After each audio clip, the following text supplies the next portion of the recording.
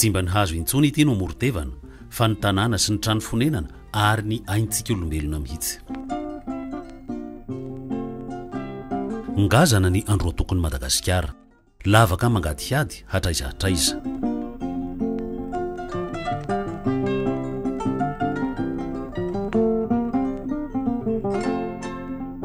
Ny toron-tanety mirongatra isaky ny maintany, vokany makiana sady lantsiro ny tany ka mamakitratra ny mpamboly. Nisan'ny mponina nefa mitombo haingana, saingy mbola maro ny tsy mahatsapa izany hoe voka-dratsy ny fiovaovan'ny toetrandro. Ny GSDM dia mandroso vahaolana izay efa ampiharina eran'ny kontinanta 5 dia ny AGRO-ECOLOGIE.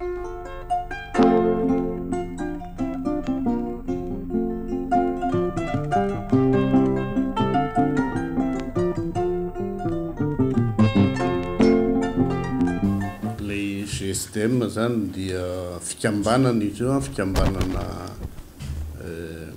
organisme ngany lazatsika azy toetoerana na avy any velany izy ny tena betsaka. Dia ireo izy rehetra ireo ny tambarany dia hoe mivoy an'le tsona hoe agro-écologie izay azo adika tsotsotra hoe fomba fambolena maharitra.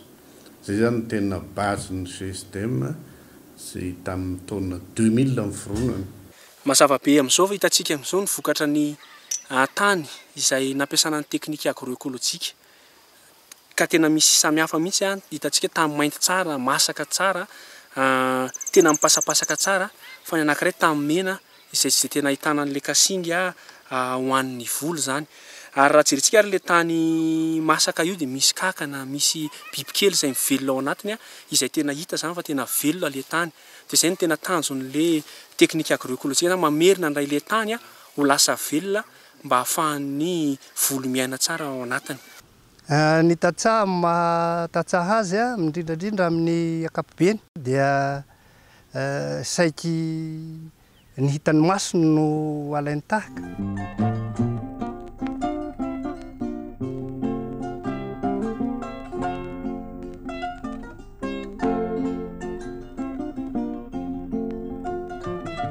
Mila mahita maso ny tantsaha ka ny GSDM izay miray ombonantoka amin'ny tetikasa-papam eo anivon'ny ministeran'ny fambolena sy ny fiompiana dia nanajary vala fikaroana sy fanandramana ary fampisehoana eto ivory ato amin'ny distrikany Mandoto. Ny GSDM dia miara-miasa ihany koa amin'ny projet papam izay tena projet ambany fiahin'ny ministeran'ny fambolena fiompiana Rojona. Ao anatin'io zareo dia miditra hatrany amin'ny resaka agro-écologie sy ny fampiofanana fa eto indray izy dia mampiofana ny teknisiana ao anatin'izany ny teknisiana ny vohibepasitra misy eto aminay ihany koa ireo mpiara-miombonantoka rehetra izay miantsehatra amin'ny resaka agro-écologie. Ty toerana ty zany eto zany no anaovana ny fanandramany rehetrarehetra zany zay voaparita makany amin'ny tantsaha zany. Dia zay mahatonga anazy hoe hitondrana tantsaha maketo sy ny rehetrarehetra na ny mpianatra na ny mpikaroka rehetrarehetra zany mandalo amin'ity toerana ty daholo. Tsy hoe andrakandrana fotsiny zany zavatra ataony amin'ny tantsaha zay vulgarisen'ny teknisiana fa zavatra fa voasedra daholo zany. Ity karazana ahitra ity no antsoina hoe stylosantès. Rakofana azy ny tany dia miverina holonaka indray afaka ataona vitsivitsy. Ny teknika voziny eto zany dia le agro-écologie. Tsy miasa tany tsony fa ny zava-maniry no miasa an'le tany dia eo ambonin'izay no mamboly ianao. Ao koa ny crotalaire sy ny karazana ahitra mahalonaka samihafa fa ny mampiavaka ny stylosantès dia izy be otrikaina ka azo atao sakafom-biby. Dia izy io sady fourrage 13% protéine ny sakafon'omby. Dia 1,50 m ny fakany midiny makany ambany. Dia manao fixation d'azote izy amin'ny atmosphère entre 70 à 200 kg zay ho an'ny vary amin'ny herintaona. Mahatsara ny tany koa ny fampifandimbiasana voly sy ny fampivadiana voly samihafa karazana. Ao koa ny fomba famonoana ny bibikely sy ny ahidratsy mpanimba ny voly toy ny striga nefa tsy ampiasana akora simika. Le mokona ty zany azoko ny teneniko anareo to mizoe rôle plante répulsif. Sahala am'izay koa ny crotalaire mandroaka an'le biby dia manomana an'le vary amin'ny herintaona. Le tantsaha manko raha vao miala katsaka sahala am'izao dia mieritreritra izy hanao laboro. Zay tsy mieritreritra tsony fa reo no manao travail du sol zao. Tsara ny vokatra azo amin'ny volo rakotra, ary eto amin'ny saha fampisehoana dia asiana tany mifanakaiky. Ny ray ampiarana ny volo rakotra, ny ray kosa ambolena araka ny fomba tranainy. Amin'izay ny mpitsidika afaka mampitaha. Na n'olo mandalo rehetrarehetra teto zany, hoy izy hoe anatanimbary izy miady rano, nefa tia tanety mahita an'ity zavatra ity, dia hitanao le tombontsoa azo avy amin'izay zany. Dia ny fandimbiasam-bolo zany isan'ny zava-dehibe koa zany amin'ity teknika ity. Ty zao miaro taona katsaka sy voany ambatato zany miaro taona mifindra makato indray, dia ty indray makary. Eto antsisy vala fampisehoana dia misy velarantany voavoly hazo akasia. Hazo maroroka sady mahatsara ny tany ny akasia, ka ampirisiana ny tantsaha hamboly azy. Malaky ny fitsiry ny fitombony no manatsara tany izy raha hoarina amin'ny kesika sy kininina zany. Dia le izy koa zany mandavataona misy maintso foana, afaka ratsanana ny tahony madinika anaovana kitay, ny raviny afaka anaovana composta. Dia izy misy fleurany anisan'ny tiany tantely be koa izy io. Dia zavatra hitantsika manodidina ety zany tsy ny volena ity zao fa ny voany hitsana fotsiny. Dia mitsiry naturel ato. Ho fanapariahana ireo teknika ireo dia misy tetikasan'ny GSDM antsoina hoe manitatra faharoa. GSDM dia manatanteraka an'ilay atao hoe tetikasa manitatra faharoa, izay vatsiny vondrona Europeana vola amin'ny alalan'ny Comesa, dia maharitra 3 taona izy amin'ity. Miasa eo amin'ny faritry Vakinakaratra ny tetikasa, eo anivona commune 7 ny commune 10 amin'izany amin'ny faritra afovoantany Vakinakaratra, dia ny commune 7 aty amin'ny faritra afovoany Andrefana, izay aty amin'ny misy antsika amin'izao. Miara-miasa amin'ny vondrona tantsaha ny manitatra faharoa, anisan'ny coopérative fanilo eto Amparihy, district-ny Mandoto, izay resy lahatra amin'ny volo rakotra. Volo rakotra zany tsy dia lana asangady firy fa tsy hoe overtirany hoe hanomboka anao azy ianao dia lana asiana angadin'omby izy, ampalemy an'ilay tany fa izay makany. Dia après an'izay anao tsy mila manao hoe milaborer an'ilay tany intsony fa mampifamadika an'ilay voly amin'izay. Tany aloha ny olona mitsaroka masomboly dia zavatra afatra mitsapoka, meo rokapoka ako, meo efatra kapoka, zany ny zavatra nisy. Fa amin'izao fotoana izao zany efa miakatra sa mandanja amin'ny kilao. Misy ny mandanjatra amin'ny hoe 10 kilao, dia misy ny mandanjatra amin'ny 20 kilao. Zany hoe misy olona mitarika vondron'olona zany any ambadimbadika any efa resy lahatra. Raha tamin'ny etim-boana zany dia tany amin'ny taona ray tany zany ny alektara, dia amin'izao angamba mahita hoe 4 taona alektara amin'izao hoe mampiasa ny teknika AGRO-ECOLOGIE zao. Ny vary moa tena imasoan'ny tantsaha zany satria no tena foto-tsakafo. Nametraka sasekoly any amin'ny commune 7 Iasany aty Vakinakaratra ny tetikasa manitatra faharoa. Atao ambavalalana izy ireny mba ho talaky maso, ohatra ny eto Soavina aty amin'ny district-ny Mandoto. Tsy lavitra ny toerana tiako no mipetraka dia mandalo eto matetika, ary nahita tsara fa toerana nanjakany adratsy nitovy amin'ny anahako ty tany ty, ary efa tsy nambolen'ny tompony taona maromaro, fa rehefa nisy ny fambolena teknika taty aminay zany dia nanao volo teknika ny olona teto, ary hitako tsara fa naharesy lahatra any nahita azy hoe kay ve tena miova ny tany araka ny fikarakarana azy sy ny fanajariana azy, araka ny parcelle sy ny zavatra nataony teto. Namboly vary tany teto zahay tamin'ny tsy tadiditra tsony izy eo amin'ny 5 na 9 taona teo. Dia tsy nahitana vokatra fa zay moa tsy mahalala hoe reny zany hoe striga, dia kivy zahay dia nazaninay. Dia rehefa tafaresaka tamin'ny zareo rehetra satria manentana moa ireo, dia nataonay andrana moa zany izy. Teto dia efa nahitana tamin'ity taona ty eny amin'ny 4 taona l'hectare teny zany le varatany tsy natao teto. Tsara ny vokatra nampiasana ny AGRO-ECOLOGIE, ka resy lahatra ny tantsaha na ireo mpitarika izany na ny mpiray monina. Ty zany sady mampena fandaniana izy, dia mahalonaka ny tany keo sady tena izy zany tena hoe mahatsara ny tany sady mahatsara ny firafitry ny tany. Dia vokatra zany mitombo sady tsara ny kalitaony. Tena vonona ary tena maniry raha hoan'ny tantsara rehetra mba samy anaraka le teknika fanatsarana tany sy ny fambolena liatra satria misy tombontsoa lehibe zany ho an'ny vahoaka le izy ho anay tantsara. Misy koa karazana zezika aparieky ny manitatra faharoa dia ny zezika kankana na lombricompost. Marisika manamboatra zezika kankana i Fortuna sy mino eto ambohitriny be aty Mandoto satria tena zezika tsara izy io. Fatao alohan'izay aloha zany dia gidragidra satria na ny adratsy na ny biby dia tao anatiny hinana an'izay dia raha mahavita aza mahavita be nefa ny kely miakatra fa zao mamafy kely nefa be miakatra. Eo amin'le lombricompost zany na maina andro na misy estriga dia tsy misy faty antoka ao anay ny mampiasa lombricompost satria raha maina ny andro mitana ando izy, raha misy estriga ny tany dia tsy mazaka azy aloha zany ny estriga fa mandray vokatra foana zay.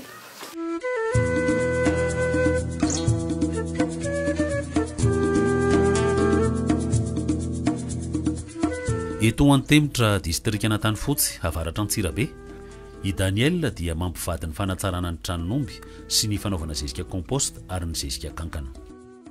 Ny composition compost aloha dia eo amin'ny ferana ny asa tamin'ny GSDM nantetika asa manitatra dia nanao an'ilay volo fefy volo rakotra fefy velona zany dia io azo rimbiasa na tsy makabozaka any atsahatsony azy ianao fa dia le fefy velona azonao anaovana an'ilay compost. Ao anatin'izay zany dia misy ilay intégration ana fambolena sy ny fiompiana zany hoe mamboly an'ilay voly eny an-tanety anaovana rakotra sady atao sakafon'omby ary ny omby indray rehefa avy eo manome zezika handeha hamatsiana an'ilay fambolena izay tanterahana eny an-tsaha.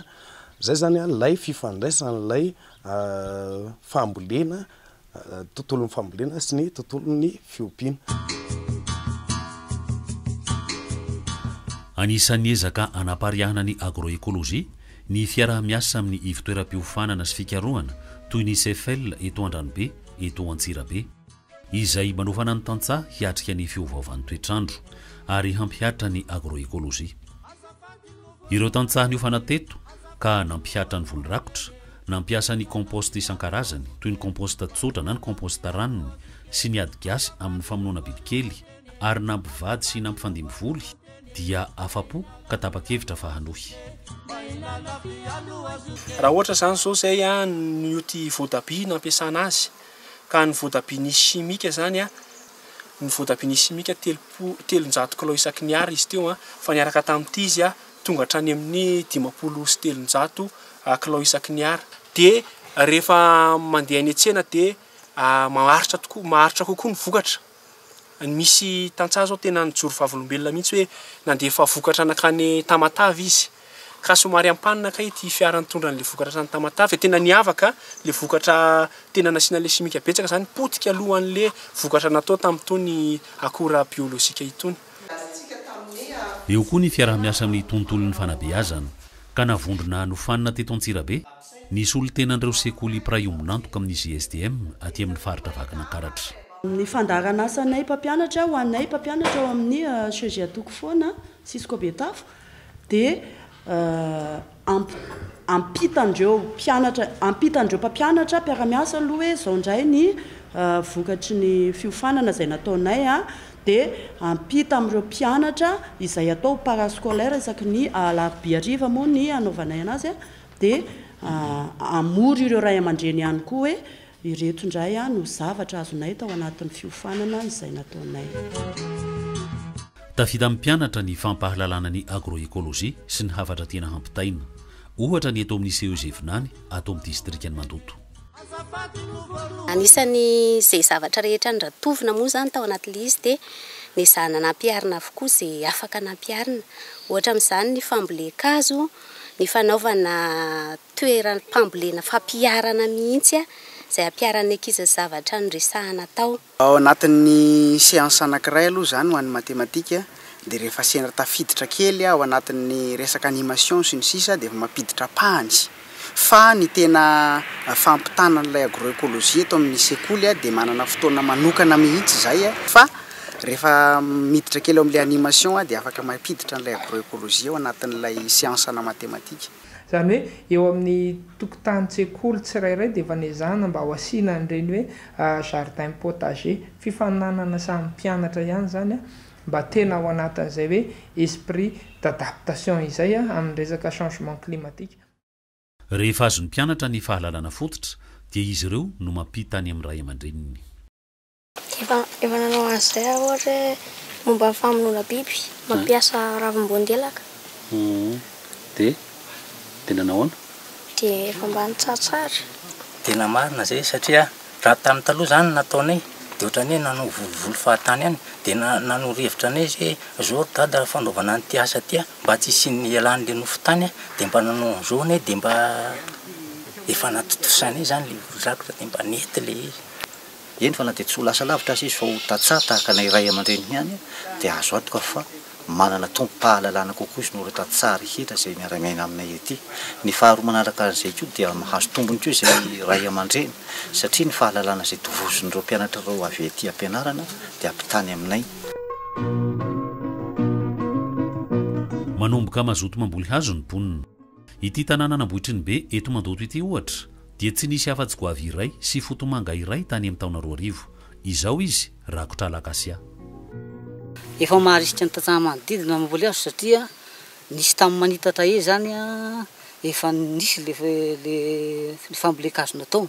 Rehefa amin'izao manitatra de zao indray dia misy 10 isan-jato zany izay alohan'ny olona. Zay zany mba ny olona hoe raha ohatra ka mangataka 100 le olona dia mba mividy 10. Fa tena tsy ampy ny zanakazo tena vokarina tety. Dia zay zany hoe tena nisy risika mihitsy zany natao amin'ny olona amin'izao resaka fambolekazo. Doro tanety zany taloha teo taloha 9 taona eo zany doro tanety dia tena ndrongatra be mihitsy. Fa taty aoriana zay 4 taona zay zany dia ohatran'ny somary lefilefy mihitsy ny doro tanety satria eo koa fanentanana amin'ny fambolena hazo dia ohatran'ny tonga saina zany ny olona. Taloha zany dia ty raha tena tantara zany dia tadidina mihitsy mbola kely zay rakotra hazo indrindra fa goavy. Dia nanomboka ny asa moa ny olona dia nivonoana tsikely zany reny hazo reny fa rehefa natsapa zany ny olona fa tsisy tsony ny hazo mesimba ny tany dia miverina namboly azy. Taloha mantsy raha mamboly azy ianao dia ozonina mihitsy zany hazo iny hoe raha ny olaka dia matesa alohako. Sasa fomba notety zany fa amin'izao dia tena mamboly aby zany ankizy vao afaka mamboly hazo dia afaka mamboly daholo tsy misy fepetra le izy.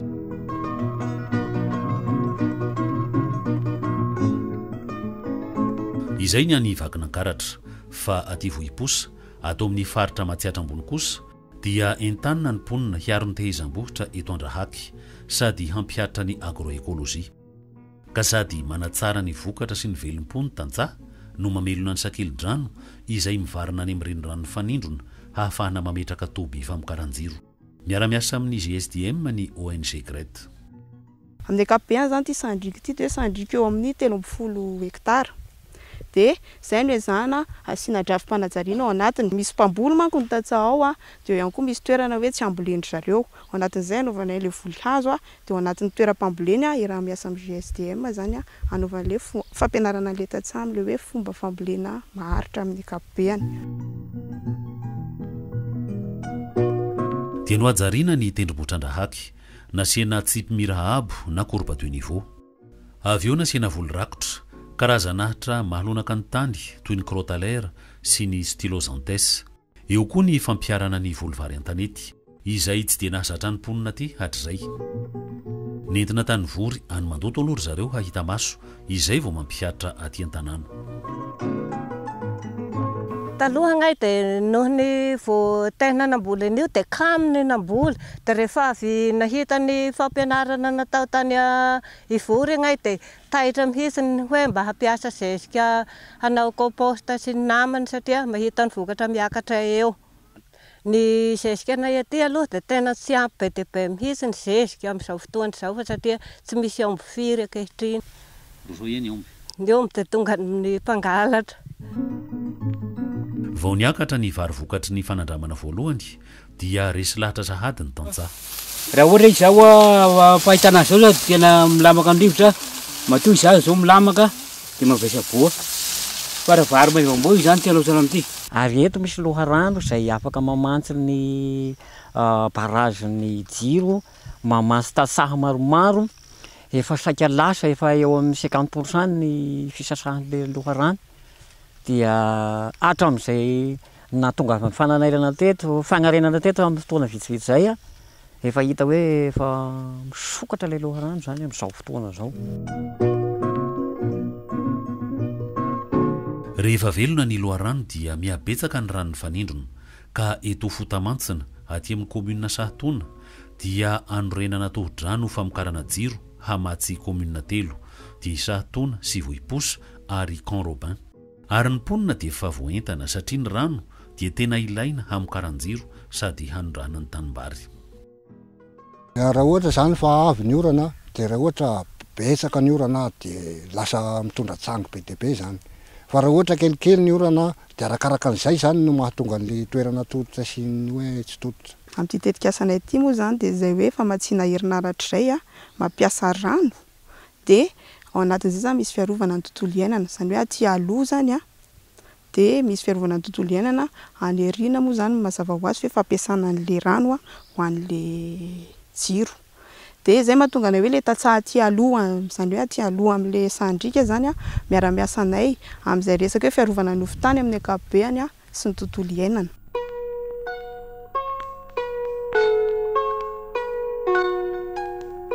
Izay ny tany Vakinankaratra sy tany Vohiposa, fa aty Mahatsinjo sy aty Andriba, aty amin'ny faritra Betsiboka kosa dia malalaka tsy hitavanavana Itampoketsa, izay anjakan'ny Dorotanety isaky ny maintany.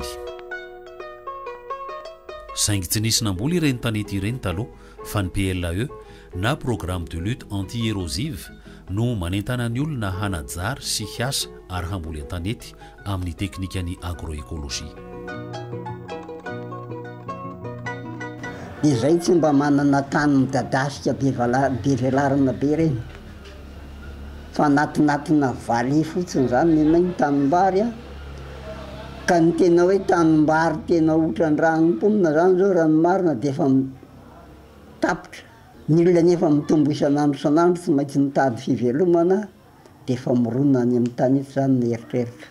Araka ny hitantsika zao zany dia midadasika kokoa le tapo-tanety mihoatra amin'le tanimbary izay anatin'le lohasa zay tery dia tery. Dia nametraka an'ity sahasekoly ity zany ny PLAE tamin'ny 2017 dia mbola olona vitsikely ny voentana anay tamin'ilay izy. Dia nahitambokatra zany izy ity taminay satria nivokatra vary teto tamin'ny herintaona dia tao anatin'ny 2 ara zany parcelle 2 ara ohatran'izao nazahoanay akoatry 100 kilao. Dia manomboka tsapan'ny olona zany zao ny lanjan'ny tanety satria hatramin'izay ry zareo dia nijerepotsiny le tanety. Miara-miasa amina tantsaha-pitarika na paysan pilote mivondrona amina fikambanana antsoina hoe GAR na groupement des adhérents reboiseurs ny PLAE. Ampirisihana ny tantsaha hampivatin'ny voly fihinana sy ny fambolekazo maroroka toy ny akasia, farafahakeliny iray hektara isam-pianakaviana, izany hoe sahaza zanakazo 900 eo. Io ilay antsoina hoe RVI na reboisement villageois individuel. Rehefa lehibe ny hazo dia anaovana kitay sy arina ny rantsany ary anaovan-trano ny vatambeny. Ny saribao sy ny kitay dia ny kitay any amin'ny 17 km maka amin'ny Kalesa. Ary ny saribao dia efa manavatra avy any ivelany raha tsy amin'ny Manakazo manavatra dia any Andriba. I Samuel eto Mahatsinjo dia efa nahavoly zanakazo 5,000 alina amina tanety 7 hektara ka voary ho azy ny tanimbariny 3 hektara ery ambany avaratra. Le reka koa zany dia masin'ilay courbe de niveau dia efa voatazotazotazona dia tsy dia nisy taina tsanganidina firy kany zao. Vokabary aloha azo tamin'ity taona ity azo lazaina nety. Mandritra amin'izay aloha indraindray mahita manana 9 tonnes indraindray 11. Eo amin'ny tany 3 hektara mahery kely eo. Ka le agro-écologie tsy mijery fotsiny hoe fambolena fotsiny fa fitambaran'izy rehetra ny voly azo ny ala vadim-boly fambolena ny tanety na ny tambary dia ao anatiny miaraka tontolo amin'izay. Makiana sady manta be ny fijerin'ny tanety aty Tampoketsa ka tsy nohon'ny tantsaha sasany hoe hahavokatra vary an-tanety. Anisan'ireo tsy nino i Adrien monina eto Tsaramaraina aty Andriba. Fa niova hevitra i Adrien rehefa nampiatra ny voly rakotra sy ny fampifandimbiasana ary ny fampifadiana voly. Na resy lahatra anay dia satria izay tsy mbola arina lalana izany hoe varika io mety volena tany eto satria mbola tsy nampiasana izany izay tetỳ hatramin'izay. Rehefa vita ny fambolena ohatra zao tamin'ity taona ity dia amin'ny herintaona vary indray no eritreretina ho ambolena eto. Raha Marso eto Miarinarivo eto Andriba kosa dia ninoanatra nampiatra avy hatrany ny AGRO-ECOLOGIE ka navokatra. Gaga raha zafy mandimby mpiray aminy ka tonga nanatona Ndra Marso sady nanotsafa. Zao ary rehefa antitra izy ity mba zareo tao hoe mba ambolenay. Ny tena nasarika manokana zao le tambary any an'le andosa efa kely efa tsy ampy tsony. Dia kely le tany any dia hoe ny tanety malalaka dia hoe misy fampiofanana vary tanety vokatra be dia izay no nasarika hoe za anao. Dia izay no nahatonga anaka hoe mbola za rery tamin'ny herintaona dia tena nahita vokatra. Dia izay zany ny avohitra amin'ny olona hoe tena zava-dehibe le mampiasa zezika indrindra le compost. Fa izay hoany zavatra hitanay tany Antsirabe tena vokatra be ohatran'ireny vary any Andosara tsy vokatra no vary tanety tany. Vehivavy mavitrika sady liam-pivoarana natao Ndra Marso Ravony Arso Arlette nanajary tehizam-botra midadasika be eto Manjakavaradrano aty Andriba. Mpampianatra Ravony Arso Arlette ka hainy nanovany sainy olona izay tsy nahalala afa-tsy ny volo-mangahazo hatr'izay. Dia tapa-kevitra fa nahitany zareo teknisianina mampianatra teknika ireo dia nanao an'ity fambolena tanety ity fa mety daholo na katsaka na vary amin'ny tanety na lojy ny voanjobory. Dia ny taniko eto manta be dia mamboly an'ireto mokona reto zany anamasahana tany.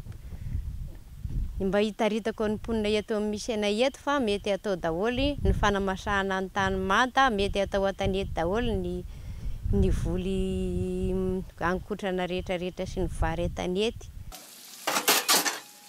I Denise eto koa dia vehivavy mazoto miasa ka mahatalanjona ny piraimonina ny tanikazo sy ny tanimboliny ary ny vary an-tanetiny. Raha olona voninam-boly anaraka an'le voly rakotra ara-teknika dia za efa ndroso teo aloha tsy mivarotra fa vonina izara amin'le namana. Efa efatra zinga zao nefa nameko andreo masomboly vary io aloha. Rehefa mamboly hazo dia asiana voly fihinana toy ny voanjo na voly hafa amin'ny manodidina azy sady sakafo no aro afo. Dia iny zany ny tanin'ilay olona hoe mba asio voly fihinana. Ohatra hoe mangahazo na voanjobory na tsaramaso. Dia mba mijery zareo mba manaramaso matetika an'ilay tany zanakazona sy mijerijery an'ilay voanjobory na le mangahazo. Dia sanatria misy afo mandalo koa dia tsy maintsy tonga dia vonono le izy. Vokatry ny fametrahana sasekoly maromaro izay atao mba valalana sady talaky maso isaky ny komuna dia niova ny fihevitra sy ny fihetsiky ny tantsaha aty Tampoketsa. Fa tamin'ity kosa ilay izy hita mihitsy hoe anina 3 kilô zao no nataoko tamin'ity dia nahatratra 200 kilô no niakatra tamin'ity. Izay mijery eto dia resy lahatra tanteraka ary mahita firoborobo le zava-maniry dia resy lahatra tanteraka izy ary efa mihabetsaka zao no tafiditra anao azy ity.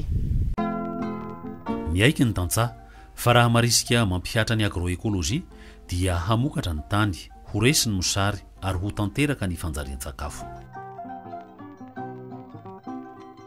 Profovankana zo hita maso zao dia vomanga eo amin'ny 2 volana latsaka kely eo ary rehefa tena agny fangadiana azy zao dia mahatratra agny amin'ny 5 kilao dia hita hoe tokony hamokarana hidina amin'ny tsy fahampiasakafo izany toerana izany ka dia manentana antsika vahoaka. Hatramin'izay zany tetỳ aminay tetỳ dia hitany ety dia tsisy pikitika zany io fa ohatran'ny hoe natao fiandrasan'omby. Amin'izao fotoana zao dia miroborobo tokoa mifandrombaka mitady tanety ary mety ifampisihana mihitsy ary ny tanety atsoato satria hita hoe mahomby le fampiasana tanety namen'ny PL e. Io tany io zany raha fambolenay dia anay le tany fa tsy amin'ny fanjakana. Dia ny PL zany no manampy anay manoratra an'io any amin'ny fanjakana. Fomba sy teknika mahomby mamelona sady mamerina ny tsirony tany holova ho an'ny taranaka ny AGRO-ECOLOGIE fa mila faharetana. Ary ny zavatra tena mahafinaritra indrindra araky ny hitanay tamin'ny fahatany roa iny dia tany fanolozan'ny olona efa tsy amboleny tsony afaka miverina indray fa mila fotoana zay farafaratsiny mirona 3 taona eo dia gaga izy hoe eny tsara ihany ty tany ty rehefa mpiarina be. Ny mpitondra fanjakana toy ny DDR vaky nankaratra kosa dia efa mitsinjo lavitra be.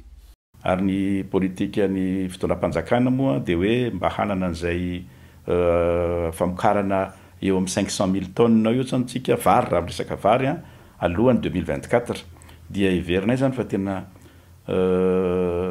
fandraisana anjara eo amin'izay fanatratrarana an'izay tanjona zay ny fampiroboroboana nyty teknika mahomby izay teknika mpambolena mahomby izay miaro ny nofotany ary koa afaka miatrika ny fiovaovan'ny toetrandro. Dia tokony toy le asa zany hoe rehefa nisy projet nanomboka ohatra dia raha misy inona zavatra miova izy atao amin'ny fotoana tokony toy foana le asa satria ady ezaka lavitra ezaka le zavatra atao dia raha vao tapatapaka le izy dia tsy hita ny résultat farany. Zay zany no hitako hoe cléman'le izy zay nga mamesage atao. Mbola malalaka i Madagasikara ary ny tanety lava dia misy sainana hoe tokony ho tsara kokoa ary ho lavitry ny ahiahy ny fiainantsika malagasy raha mpitso raha vita voly hazo sy voly rakotra ireto taningazana manerana ny tanin-drazana.